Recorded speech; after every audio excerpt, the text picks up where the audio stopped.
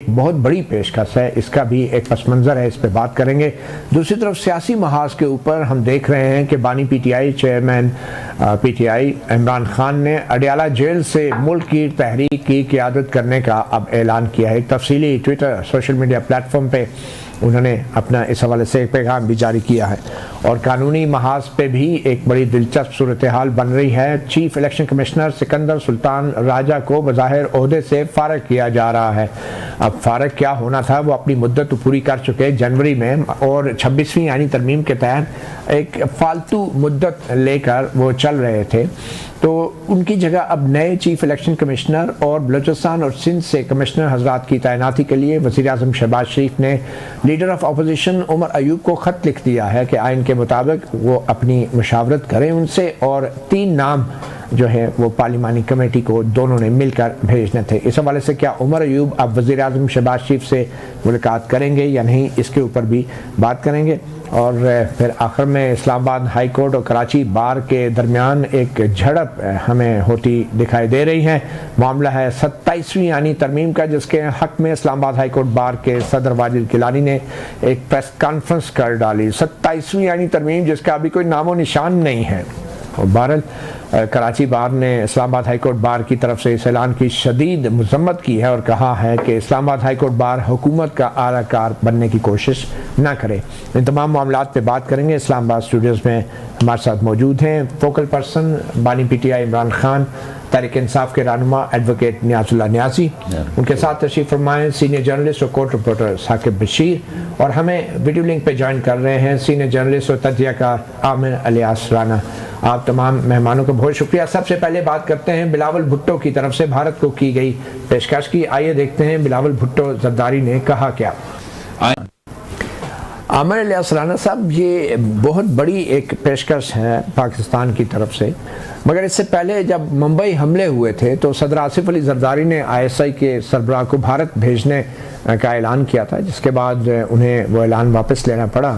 یہ کتنی اہم ایک پیشکش ہے، اور کیا ایسا ممکن ہے جو بلاول بھٹو نے کہا ہے کہ ISI اور را کے سربراہان آپس میں مل کر بیٹھ جائیں؟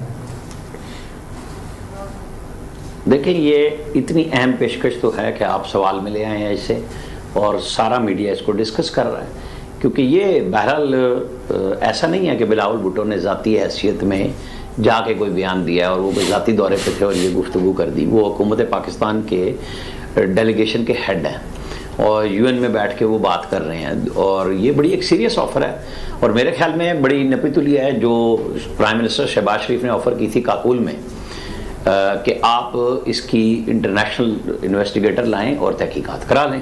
یہ اس کا اگلا پارٹ ہے کہ جی دیکھیں، آج را پھنسی ہوئی ہے آسٹریلیا میں، انگلینڈ میں، امریکہ میں، کینیڈا میں۔ کینیڈا کی انویٹیشن ان کی پھنسی ہوئی پڑی ہے ابھی تک G7 کی۔ تو ایسے موقع پہ جہاں پہ را سب سے پہلے آئی ہے، اور یہ جو ہماری پیشکش پہ پوری دنیا اس وقت پازیٹیو چل رہی ہے، یہ حالات انڈیا نے بنائے۔ پاکستان تو ہمیشہ سے را کی دہشت گردی کا شکار رہا ہے، تو جب دنیا نے دیکھا اور وہاں پہ کیا کیا پابندیوں کی امریکی تنظیمیں لگا رہی ہیں کہ را پہ پابندی لگائیں، تو جب ہم نے یہ بات کی تو ساری دنیا نے ہماری بات سنی اور سمجھی۔ جب سمجھ لی ہے تو ہمارے ساتھ وہ چل پڑے ہیں، اور اب جو انڈیا کے ساتھ اس کی گت بن رہی ہے، اس کا اگلا حصہ ہم نے بہترین انداز میں ایک آفر کر کے کر دیا کہ جی اگر آپ نے کرنی ہے نا تو ہمارے ساتھ بیٹھ جائیں۔ تو دنیا بھی یہ بات کہے گی نا کہ جی بیٹھتے کیوں نہیں ہو؟ جب پاکستان ہر طرح سے امن کی بات کر رہا ہے، جامع ڈائلاگ کی بات کر رہا ہے، میرے خیال میں اس میں کوئی ایسا چمبا نہیں ہے، ٹھیک کام کیا۔ پرانی باتیں وہ ہمارے تو 2 لوگوں نے کتابیں بھی لکھی ہیں، آپ کے بڑے دوست ہیں وہ، مطلب 2 ISI ریٹائرڈ چیف اور را کے ریٹائرڈ چیف اگر کتاب لکھ سکتے تو ایسی کیا بات ہے کہ جب ایک انٹرنیشنل لیول پہ گفتگو ہونے جا رہی ہے تو ہم نے ایک آفر کیا، ٹھیک بات ہے۔ یہ اور بات ہے کہ لیفٹیننٹ جنرل اسد درانی، جنہوں نے AD دلت کے ساتھ مل کے کتاب لکھی ہے بھارت کے را کے سربراہ کے ساتھ، تو جنرل اسد درانی کی پینشن بند کر دی گئی تھی اور پھر ان کے خلاف باقاعدہ فوجی کارروائی بھی ہوئی تھی، اور بٹ اینی وے یہ ایک بہت بڑی ڈیولپمنٹ ہے۔ سوال یہ پیدا ہوتا ہے کہ اگر پاکستان کا بھارت کے اندر ہونے والی دہشت گردی سے کوئی لینا دینا نہیں، تو پاکستان کیا مدد کر سکتا ہے بھارت کی، بھارت کے اندر ہونے والی دہشت گردی کے واقعات میں؟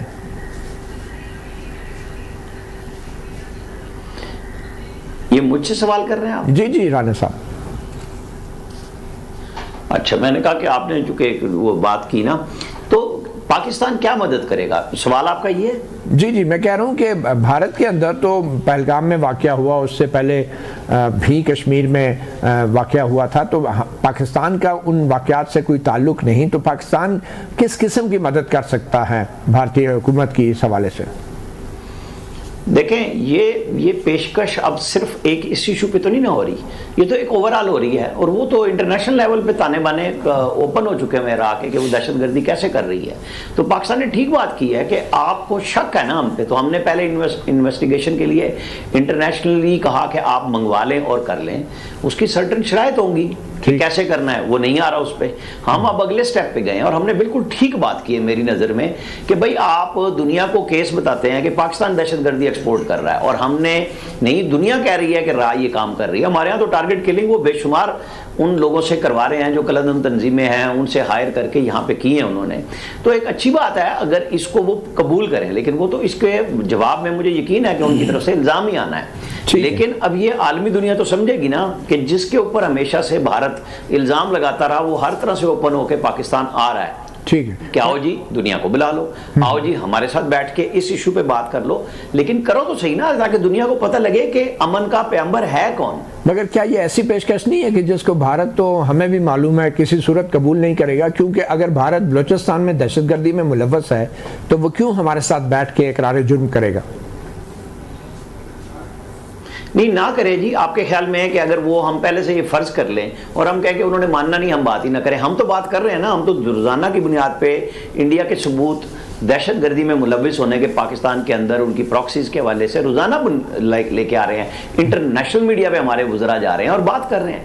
تو اب یہ دنیا اور عالمی برادری مطلب یہ ساری کی ساری دیکھیں نا کہ ہم کیا چاہ رہے ہیں اور ہم کیا کہہ رہے ہیں۔ ہم نے کوئی ایسی بات نہیں کی جو حیران کن ہو۔ حیران کن یہ ہے کہ جو سارا پروپیگنڈا پاکستان کے خلاف انڈیا نے کیا وہ اب اس کے سر پہ آ رہا ہے، اس کو جواب دینا پڑ رہا ہے۔ لوگ ان کی جو انہوں نے 100 ڈپلومیٹس کو بریفنگ دی وہ مطمئن نہیں ہوئے۔ آپ نے اور ہم نے دیکھا نیو یارک ٹائمز میں بھی آیا کہ 6 لوگوں سے انہوں نے بات کی، انہوں نے کہا جی ایک ہی بات تھی کہ جی پیٹرن پہ بات کر رہے تھے، یہ نہیں بتا رہے تھے کہ ثبوت کیا ہے۔ تو پاکستان تو آگے چل رہا ہے کہ ہم تو وہ کلبھوشن کا بھی موجود ہے، اور آج کل جو کچھ ہو رہا ہے ہم نے آڈیو ویڈیو دیا اور اس کی فرانزک کی آفر موجود ہے نا کہ کرا لیں، کوئی ہم نے تو نہیں نا کریٹ کی ہوئی۔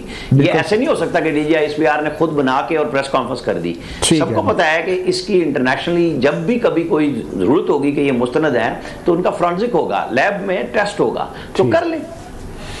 ٹھیک ہے۔ اچھا نیاز اللہ نیازی صاحب، آپ کیا سمجھتے ہیں کہ پاکستان کی آئی ایس آئی کے سربراہ اور را کے سربراہ کی ملاقات ہونی چاہیے دہشت گردی کے خاتمے کے لیے؟ میرا خیال ہے کہ دیکھیں کہ جو واقعات ہوئے، یہ پہلگام والا واقعہ ہے، یہ بھی آپ کو پتہ ہے کہ انڈیا نے خود کروایا ہے، اور اس کا ایک ایلیگیشن لگا کہ اس طریقے پاکستان جس طریقے پاکستان کو جنگ میں دھکیلا گیا ہے، اور کوئی واقعہ بھی پاکستان پہ ثابت نہیں ہو چکا۔